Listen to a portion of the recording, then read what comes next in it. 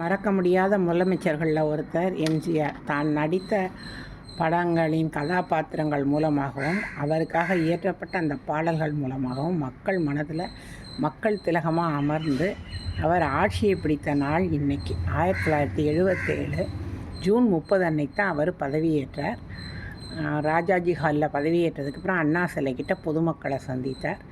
ரொம்ப உணர்ச்சிகரமான ஒரு பதவியேற்பாக அது இருந்தது. ஒரு நடிகர் ஆட்சியை பிடிக்கலாங்கிறதுக்கு முன்னோடியாக இருந்தவர் எம்ஜிஆர்.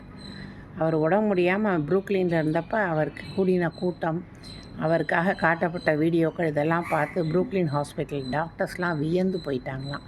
இவ்வளோ பெரிய விஐபியா இவர் அப்படின்னு. அவருக்குன்னு ஒரு பாணி, அவர் நடித்த படப்பாடல்கள்லாம் அத்தனை சிறப்பாக இருக்கும். அதே நேரத்தில் அவர் ஏழைகளின் கஷ்டத்தை உணர்ந்ததுனால அவர் கொண்டு வந்த அந்த சத்துணவு திட்டம், இலவச பல்பொடி, காலுக்கு போடுற செருப்பு, இதெல்லாம் பெரிய திட்டங்கள்.